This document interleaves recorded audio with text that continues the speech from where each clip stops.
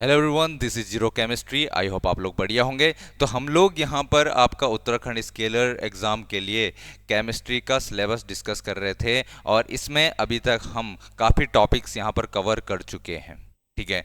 आज का जो हमारे पास टॉपिक रहने वाला है वो रहेगा हमारे पास धातु और अधातु, नॉन मेटल्स। ठीक है, गैर अधातु इनका गूगल ट्रांसलेशन है।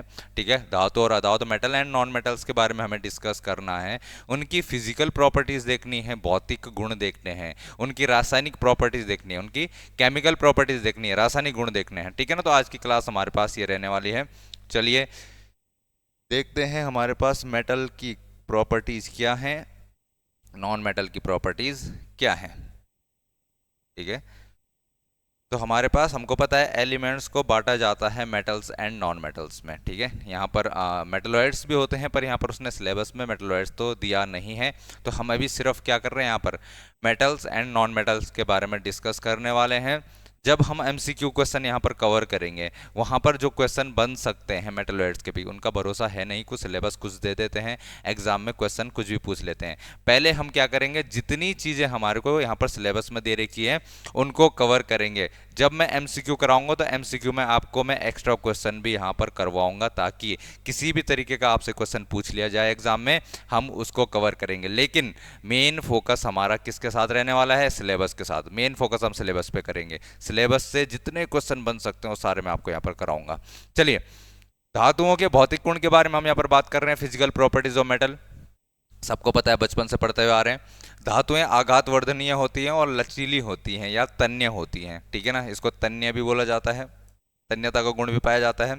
Metals are malleable and ductile, मतलब क्या होता है आघात वर्धनीयता का, हथौड़ा पकड़ा, मेटल पकड़ा, ठोक दिया अच्छे से, ठीक है, चपटा हो गया, इसको क्या कहा जाता है, इसको कहा जाता है मेलिएबल। यहाँ पर ये मेलिएबल प्रॉपर्टी, आघात वर्धनीय होती है धातुएं। दूसरा काम क्या किया, मेटल को पकड़ा तुमने और खींच के एक लंबी तार बना दी। क्या बना दी, एक लंबी तार बना दी। उसको क्या कहा जाता है, डक्टाइल कहा जाता है, तन्यता का गुण कहा जाता है। ठीक है, दोनों गुण किसके पास होते हैं, मेटल के पास होते हैं। पहली पॉइंट है, आपको ध्यान रखना है।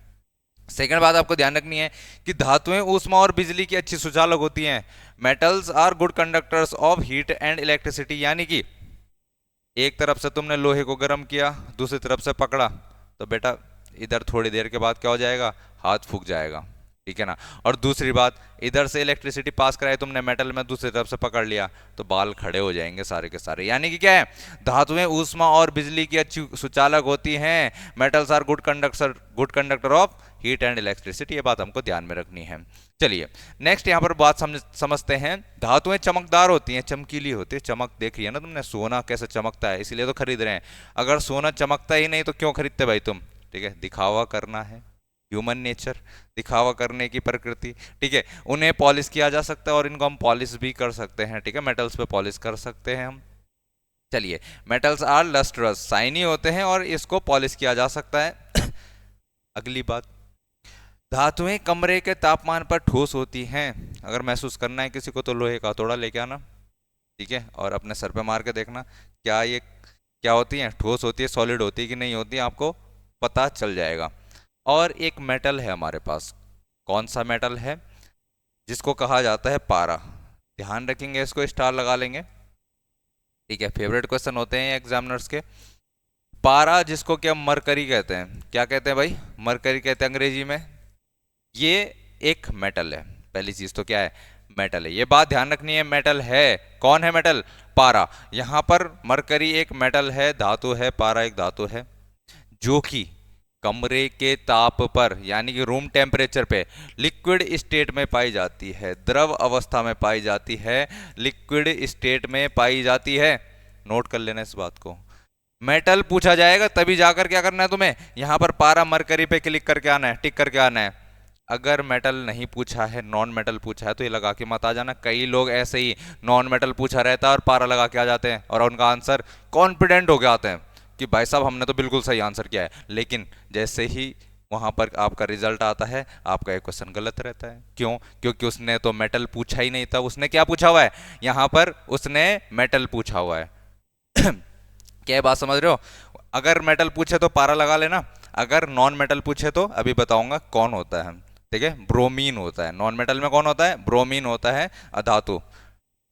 कर सकते हैं इसको, और यहाँ पर अगर बात की जाए तो ये हमने सारे गुण पढ़ लिए हैं किसके, धातुओं के, जिसमें हम फिजिकल प्रॉपर्टीज की बात कर रहे थे, धातुओं के भौतिक गुण की बात कर रहे थे।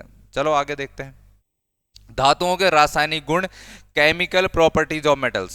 मेटल्स की क्या है, केमिकल प्रॉपर्टीज है। क्या है केमिकल प्रॉपर्टीज, तो भाई साहब मेटल जो होते हैं यानी कि धातु है हमारे पास, नोट कर लेना इन बातों को, यहां पर ऑक्सीजन के साथ अभिक्रिया करके क्या बनाते हैं, धातु ऑक्साइड बनाते हैं। क्या बनाते हैं भाई, धातु ऑक्साइड बनाते हैं। ये बात आप लोग नोट कर लेंगे। धातु यहां पर किसके साथ, यहां पर रिएक्ट करके, ऑक्सीजन के साथ रिएक्ट करके मेटल ऑक्साइड बना लेते हैं। जैसे कॉपर एक मेटल है, ऑक्सीजन के साथ रिएक्ट करके यहां पर कॉपर ऑक्साइड बना दिया है। एल्यूमिनियम मेटल है, ऑक्सीजन के साथ रिएक्ट करके एल्यूमिनियम ऑक्साइड बना दिया है। तो बात ध्यान रखेंगे, क्या बात ध्यान रखनी है कि जो मेटल्स होते हैं ऑक्सीजन के साथ रिएक्ट करके क्या बना देते हैं, यहां पर मेटल ऑक्साइड बना देते हैं। कर लेंगे इसको। चलिए नेक्स्ट प्रॉपर्टी पढ़ते हैं। जो मेटल्स होती है हमारे पास, धातु होती हैं, धातु जल के साथ अभिक्रिया करके यहां पर पहले धातु ऑक्साइड बनाते हैं। क्या बनाते हैं, धातु ऑक्साइड बनाते हैं और साथ ही साथ यहां पर हाइड्रोजन गैस रिलीज करते हैं। कौन सी गैस रिलीज करते हैं, हाइड्रोजन गैस रिलीज करते हैं। और यहां पर जैसे ही धातु ऑक्साइड बनता है हमारे पास मेटल ऑक्साइड का फॉर्मेशन होता है। तो धातु ऑक्साइड वहीं पर वाटर में मिलकर, क्योंकि वाटर में ही प्रेजेंट है, धातु हमने धातु की अभिक्रिया करा दी जल के साथ, और जल धातु ऑक्साइड बन गया, हाइड्रोजन गैस निकल गई, मेटल ऑक्साइड वहीं पर पड़ा हुआ है जल के साथ, तो फिर से रिएक्ट करता है वाटर के साथ और यहां पर क्या बनाता है, धातु हाइड्रोक्साइड बनाता है। क्या बनाता है, धातु हाइड्रोक्साइड बनाता है। नोट कर लेंगे इस बात को, क्या बनाता है, धातु हाइड्रोक्साइड बनाता है। कर सकते हैं इसको, कोई प्रॉब्लम नहीं होनी चाहिए हमें। आगे बढ़ते हैं। यहां पर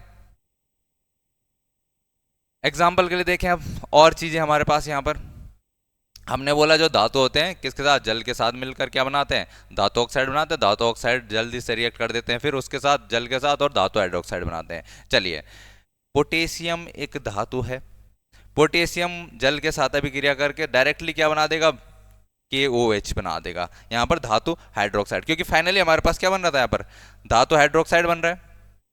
ठीक है, तो पोटेशियम डायरेक्टली यहां पर क्या बना देगा, यहां पर धातु हाइड्रोक्साइड बना लेगा। और धातु हाइड्रोक्साइड बनाने के साथ साथ यहाँ पर कौन सी गैस रिलीज होती है, H2 गैस रिलीज होती है, हाइड्रोजन गैस रिलीज होती है। और इस टाइम में यहाँ पर क्या होता है, साथ ही साथ हीट एनर्जी भी रिलीज होती है।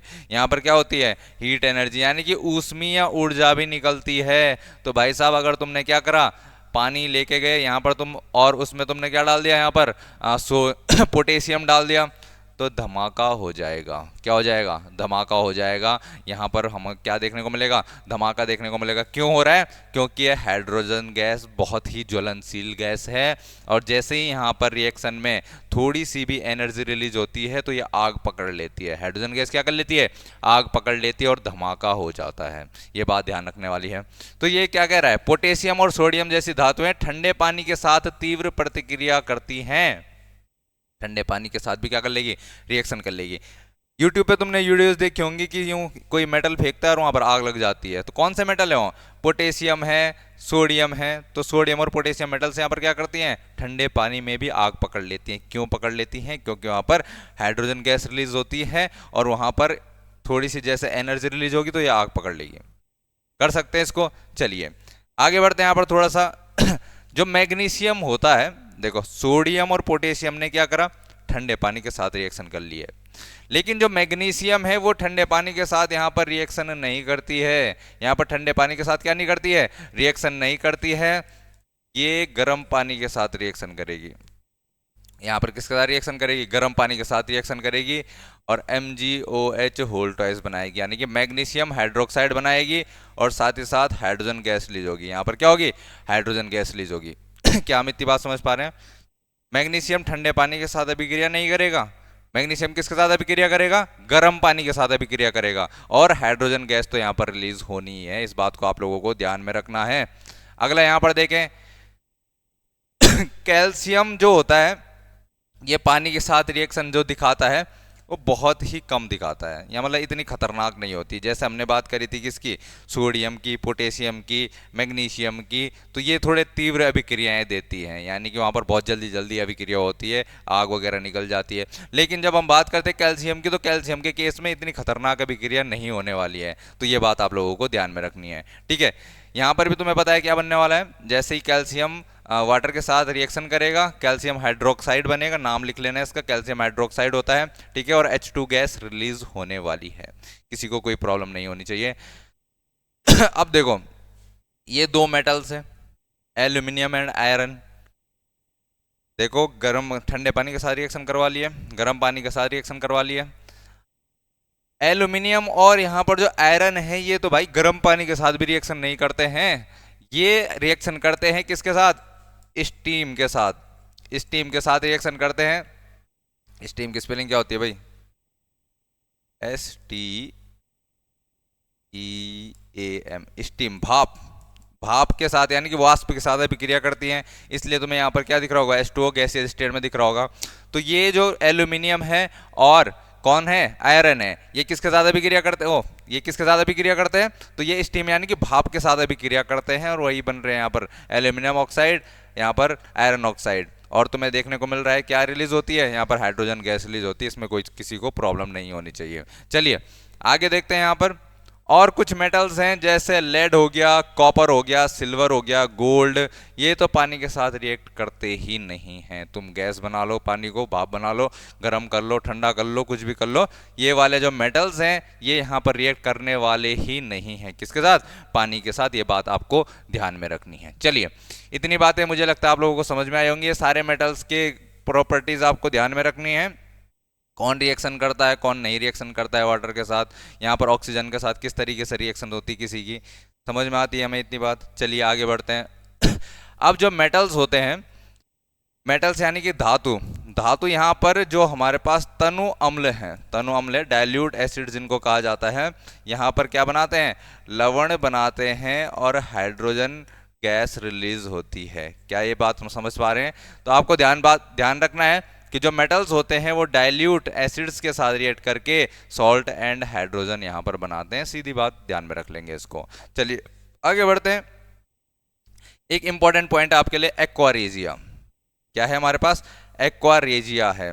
एक्वारेजिया, यहाँ पर एक्वारेजिया में पूछ लिया जाता है कि इसमें कौन कौन से यहाँ पर एसिड्स होते हैं। एक्वारेजिया एक मिक्सचर है, किस किस का मिक्सचर है, तो concentrated HCl plus concentrated HNO3, इसको कहा जाता है हाइड्रोक्लोरिक एसिड, इसको कहा जाता है यहाँ पर नाइट्रिक एसिड।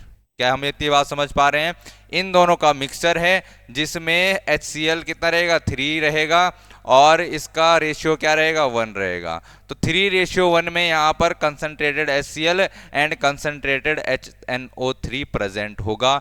ये बात आप लोगों को याद रखनी है, आपसे यहाँ पर डायरेक्टली क्वेश्चन आता है एग्जाम में, कर लेंगे इसको, किसी को कोई दिक्कत इसमें नहीं होनी चाहिए। आगे बढ़ते हैं।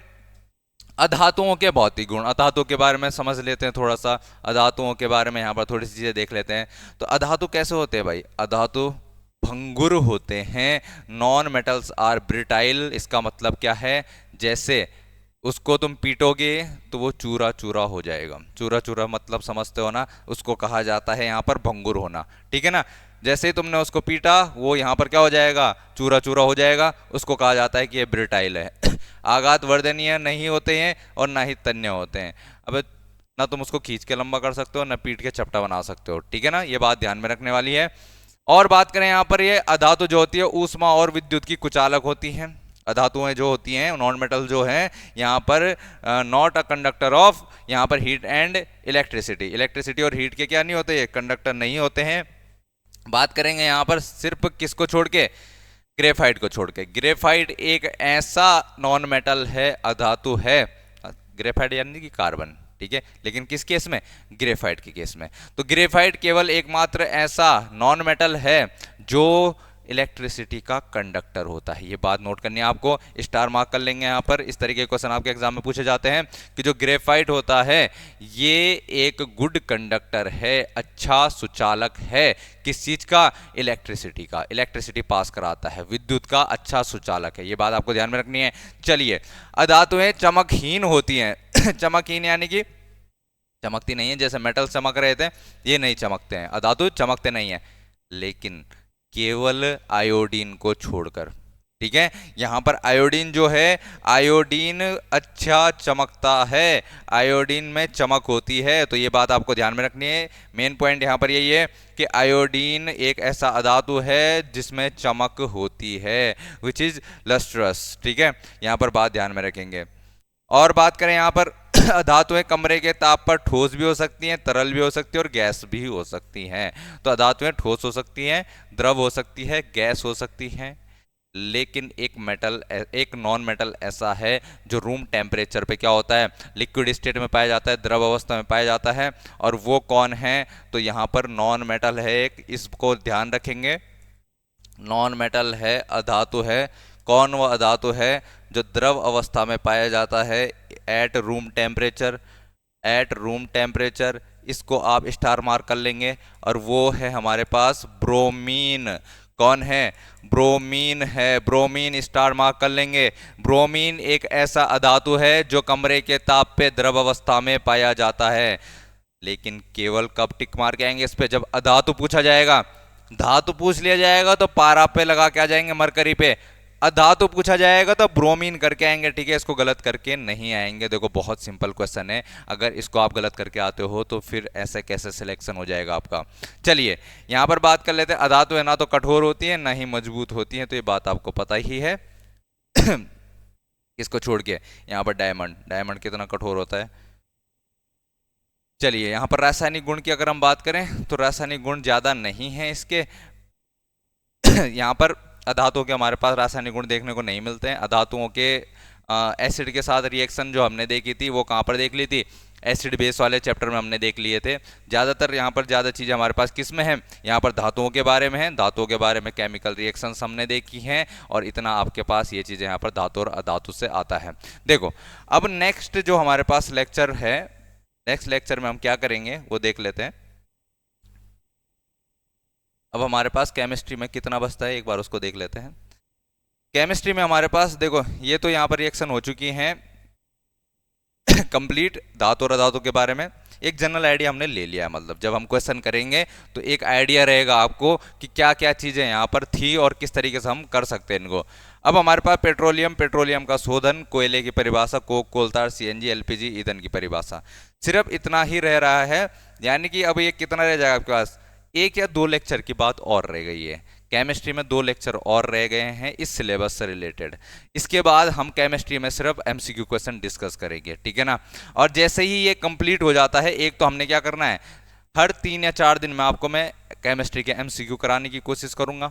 और साथ ही साथ यहाँ पर डेली आपके फिजिक्स, पहले इसके बाद फिजिक्स डिस्कस करेंगे, ठीक है ना। जब केमिस्ट्री कंप्लीट हो जाएगा उसके साथ ही फिजिक्स स्टार्ट कर लेंगे। फिर फिजिक्स की आपको डेली वीडियो मिलेगी, और केमिस्ट्री के एमसीक्यू वीडियो आपको मतलब हफ्ते में 1 या 2 दिन आपको केमिस्ट्री के एमसीक्यू के क्वेश्चंस आपको मिल जाएंगे, ठीक है ना। और साथ ही साथ अभी मैथ्स का भी पोर्शन है हमारे पास, तो मैथ के पोर्शन को भी हम कंप्लीट करेंगे। तो 1 जून से शायद मैं आपको यहाँ पर डेली का एक साइंस की रिलेटेड वीडियो और एक मैथ्स से रिलेटेड वीडियो अपलोड कर दूंगा चैनल पे। अब आप लोगों की जिम्मेदारी है, आप लोग पढ़ते हैं कि नहीं पढ़ते हैं, ठीक है ना। क्योंकि एग्ज़ाम फाइनली आप लोगों ने देना है, मेरा इसमें कोई नहीं है, मैंने एग्ज़ाम का फॉर्म भरा भी नहीं है, ठीक है ना। तो ये सब चीज़ें आपके लिए हो रही हैं। आप लोग यहाँ पर अगर पढ़ते हैं तो आप लोगों का एग्ज़ाम यहाँ पर क्वालिफाई हो जाएगा। अगर आप लोग खुद से तैयारी नहीं करेंगे तो फिर आपका एग्ज़ाम कोई क्वालिफाई नहीं करवा सकता है। तो चलिए मिलते हैं नेक्स्ट लेक्चर में, तब तक के लिए आप लोग पढ़ते रहिए। Bye bye.